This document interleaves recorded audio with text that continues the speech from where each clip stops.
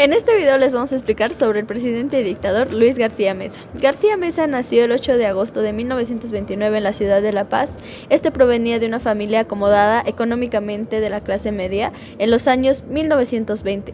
Realizó sus estudios primarios y secundarios en el Colegio La Salle de La Paz y continuó sus estudios superiores ingresando en el año 1948 al Colegio Militar del Ejército y egresando como subteniente de la caballería el año 1952 a sus 23 años de edad.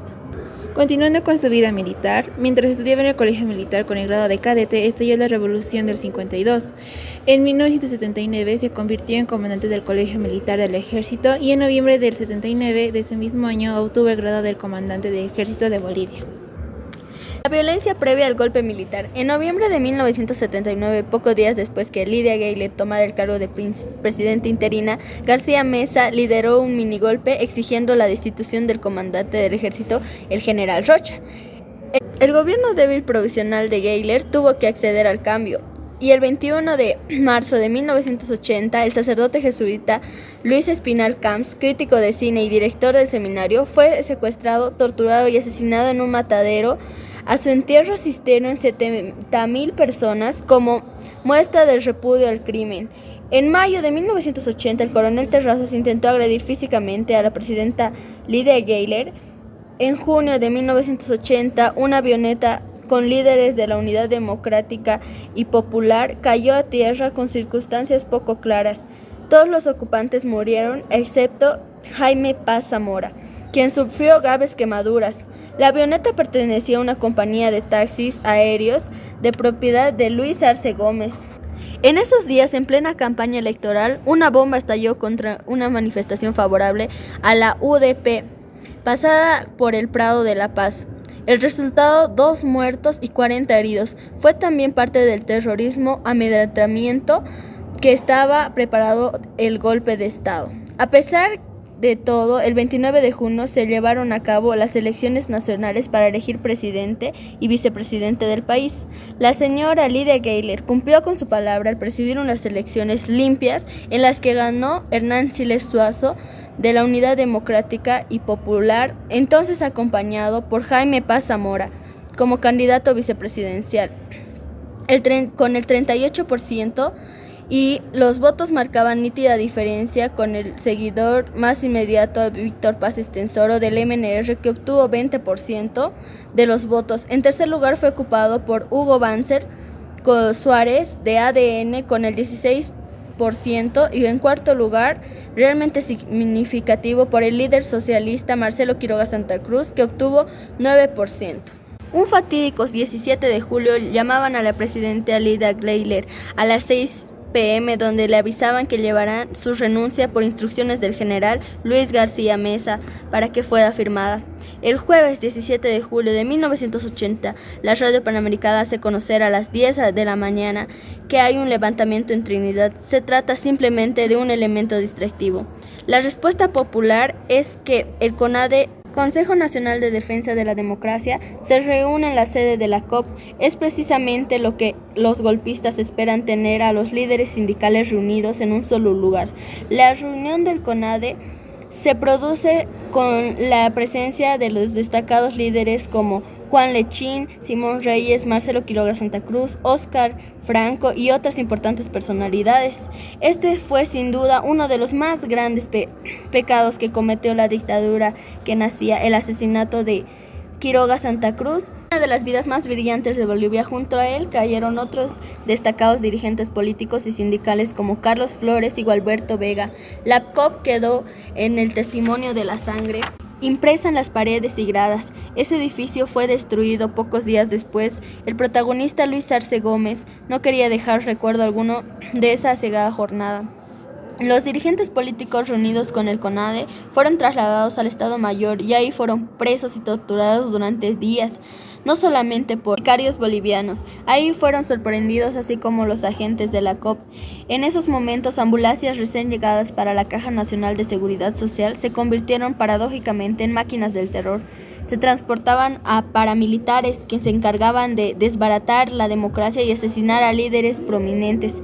Esos mismos paramilitares asaltaron el Palacio de Gobierno, interrumpieron en el salón de gabinete y sacaron a atropellos a patadas a ministros de Estado. Muchos de ellos fueron hechos prisioneros durante varios días. La presidenta, acompañada por el ministro de Relaciones Exteriores, fue trasladada a la casa presidencial con la fuerza de los y la prepotencia del poder armado. Los militares le presentaron un documento redactado por ellos para obligarla a renunciar a la presidencia y la obligaron a leerlo en voz alta. Ella, con lágrimas en los ojos, tuvo que aceptar, ya que los ministros estaban secuestrados para posteriormente ser torturados. En el año 1980, los golpistas no juraban en el Palacio de Gobierno, y esta no fue la excepción. Atrincherados en el gran cuartel de Miraflores, en traje de faena, juraron a la presidencia ante nadie. Presidía la Junta Militar el general Luis García Meza Tejada, acompañado por el general de Aviación Waldo Bernal Pereira y del almirante Ramiro Terrazas. Como ministros de Estado estaban Javier Calderón, Luis Arce Gómez, Armando Reyes Villa, Óscar Larraín Fontanilla, José Sánchez Calderón, Ariel Coca Aguirre, Mario Guzmán Moreno, Augusto Calderón Miranda, Avelino Rivero Parada, Carlos Morales Núñez del Prado, Julio Molina Suárez, Líder Sosa Salazar, René Guzmán Ortuño, Arturo Beizaga Barrón, Fernando Palacios, Francisco María Casadas, Mario Escobar, Galdo Bernal Pereira. Los medios de comunicación habían sido callados, pero algunos fueron perseguidos con gran saña, en ese caso el Radio Fides. La situación en la ciudad estaba controlada por la vía de la censura de todo tipo de libertad de expresión, pero se produjo en las minas un fenómeno importantísimo. Por el lado de las radios mineras, un medio de comunicación alternativo verdaderamente heroico. En esta y otras oportunidades se organizó una resistencia combinada entre campesinos y mineros. Hasta bien avanzado el mes de agosto, el ejército no pudo controlar los centros mineros, al punto que tuvo que enviar tanques e incluso aviones para derrotar la heroica resistencia de los trabajadores. Conformaba como estrategia una huelga general a nivel nacional que había sido decretada en el escaso tiempo que en la clandestinidad tuvieron los dirigentes para establecer la medida. La detención de Juan Lechín tuvo carácter especial. El coronel Arce Gómez presionó al líder sindical para levantar la huelga. Tiempo después se supo que fue amenazado por la propia vida de su hijo, diciendo que la huelga tiene que levantarse. Y cómo olvidar que en ese tiempo el toque de queda a las 9 de la noche no se podía circular en las principales ciudades del país, donde no se paseaba ni una alma. Centenares de personas eran arrestadas y trasladadas al estadio o algunos de reclusión donde tenían que pasar la noche. Otras tenían menor suerte y fueron directamente baleadas sin previa pregunta, mientras en ese entonces el Canal 7 emitía exactamente a la hora del toque de queda la telenovela Rosa de Lejos. El gobierno de García Meza faltó de toda clase de apoyo político o social. Hizo uso de terrorismo desde el ministro de Interior a la cabeza de Luis Arce Gómez. Hubo alrededor de 500 víctimas de sus acciones, entre desapariciones forzadas, torturas y persecuciones, y alrededor de 4.000 detenidos según los registros de la SOFAM. Posteriormente se produjo el asesinato de 8 líderes de la dirigencia clandestina del Movimiento de Izquierda Revolucionario, el MIR, en la masacre de la calle Harrington el 15 de enero del 81. El 15 de enero del 81 se produjo uno de los acontecimientos más dolorosos en la historia reciente de Bolivia. Un grupo de dirigentes del MIR se reunía clandestinamente en la calle Harrington para analizar las medidas económicas de ajuste que el gobierno había hecho conocer en esos días. La respuesta fue una masacre. El gobierno de los Estados Unidos retiró a su embajador de la paz. Las naciones del Pacto Andino no aceptaron ni un solo minuto de conversación con la dictadura.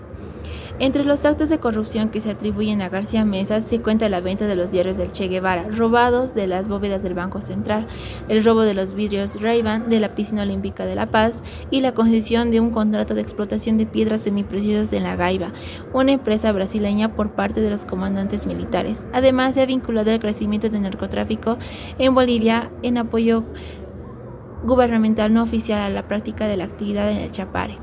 Sin embargo, la imagen central del gobierno del García Meza fue el narcotráfico. En la narcodictadura era, por ejemplo, uno de los marbetes que recibió el gobierno. Si bien el narcotráfico comenzó en Bolivia de modo significativo en la década de los 70, la institucionalización de su funcionamiento con la protección oficial se dio precisamente al comienzo de la década de los 80. Con la instauración del régimen del 17 de julio, el narcotráfico fue el punto terrible de la dictadura y su elemento más representativo fue Luis Arce Gómez, quien se hizo famoso en ese entonces por un programa 60 minutos, y un periodista, Mike Wallace, en Bolivia circulaban clandestinamente copias de un cassette que fue demoledor para el gobierno central. Su gobierno fue corrupto y autoritario, además de estar internacionalmente aislado. Un indicio de que su gobierno estuvo financiado por el narcotráfico es que su ministro del Interior, Luis Arce Gómez, fue extraditado a los Estados Unidos durante el gobierno de Jaime Paz Zamora por estar involucrado en el narcotráfico. En el golpe de Estado participaron paramilitares reclutados por Klaus Barbie y el miembro de la operación Gladio Estefano del paramilitares como Joachim Fiebelkorn y Ernesto tuvieron implicaciones con el golpe. La caída de Luis Arce, las luchas internas entre diferentes faccionarios militares sumadas a la presión constante de la embajada y el gobierno estadounidense y la extrema izquierda llevaron a que un 4 de agosto de 1981 García Meza renunciara para acceder al poder de general Celso Torrelio Villa. En julio de 1982, el sector militar que respondía a García Meza volvió a intentar un golpe de Estado fallido en su ausencia, que provocó la caída de Torrelio Villa y su reemplazo en el general Guido Vildoso Calderón, con el mandato de comenzar a organizar la transición hacia el régimen democrático. Los tiempos se aceleraron cuando el 17 de septiembre de 1982, una huelga general convocada por la COB, Central Obrera Boliviana, puso al país al borde de la guerra civil. La dictadura militar colapsó y el poder le fue entregado con un Congreso Nacional conformado según la composición de 1980, que decidió considerar válidas las elecciones en 1980 y designar en consecuencia a Hernán Siles Suazo como presidente. Finalizando el proceso de la dictadura militar, el presidente electo Hernán Siles Suazo se caracterizó por la implementación de medidas en el país que llevaron a una situación económica conocida como la época de la UDP. Ya en febrero del 86, el Congreso Nacional, actualmente la Asamblea Legislativa Plurinacional, determina que hay indicios de culpabilidad de Luis García Meza en la desaparición forzada de personas durante su gobierno y otras acciones, estableciendo la necesidad de iniciarle un juicio a él y a sus colaboradores más cercanos. La Corte Suprema de Justicia de Bolivia abrió un juicio de responsabilidades en su contra por los actos realizados durante su dictadura. Se le juzgó por 8 delitos penales, en los cuales estaban delitos contra la Constitución Política del Estado, asalto a la Central Obrera Boliviana y asesinato de líderes de izquierda, entre los que se encontraba Marcelo Quiroga Santa Cruz, genocidio y masacre sangrienta en la calle Harrington, explotación ilegal de piedras semipreciosas en los yacimientos de La Gaiba, utilización arbitraria de vidrios Ray-Ban de la piscina olímpica de Alto Brajes, compra irregular de equipos petroleros, Puerto Norte, pago irregular de máquinas agrícola y ganado, fertilizantes químicos, productos agroquímicos y materiales de infraestructura, y cobro irregular de un cheque de $278,000. Su sentencia en el juicio comenzó en el 86. Existían 58 personas implicadas, siendo procesados por la justicia boliviana a lo largo del desarrollo del juicio. 5 de ellos murieron. De los 53, solo fueron 6 declarados absolutos o inocentes. Los 43 involucrados recibieron condenas de diferente magnitud, empezando por García Meza y su principal colaborador, Luis Arce Gómez. El 21 de abril de 1993, la Corte sentenció finalmente y dio las siguientes condenas. Luis García Meza Tejada, presidente de facto de Bolivia, fue sentenciado a 30 años. Luis Arce a 30 años de prisión también. Waldo Bernal Pereira, sentenciado a 5 años de prisión. Armando Reyes Villa fue sentenciado a 2 años de prisión. El abogado Juan del Granado, posteriormente diputado alcalde de La Paz, fue la figura clave para enjuiciar a Luis Arce Meza. Luis García Meza estuvo presente en Chuquisaca para declarar en el juicio en el que resultó culpable por crímenes de los derechos humanos. En el 94, García Meza fugó al Brasil, en donde vivió clandestinamente escapando de la justicia boliviana. El 11 de marzo del 94, García Meza fue capturado por la Policía Federal del Brasil en la ciudad de Sao Paulo. El proceso de extradición desde Brasil a Bolivia duró casi un año en la Corte Suprema de Justicia de Brasil, que finalmente aprobó la extradición. García Meza llegó al Aeropuerto Internacional El Alto de la ciudad de La Paz el 15 de marzo del 95, desde donde fue trasladado inmediatamente a la cárcel máxima de seguridad de Chonchocoro. García Meza pasó en la prisión de Chonchocoro alrededor de 13 años, desde 1995 hasta el año 2008. Los últimos 10 años de su vida, García Meza Tejada pasó condena en el Hospital Cosmil. Desde el 2008 hasta su fallecimiento en el 2018, sin cumplir la totalidad de su condena que lo obligaba a pasar recluso hasta el 15 de marzo del 2025, falleció de una obstrucción respiratoria el 22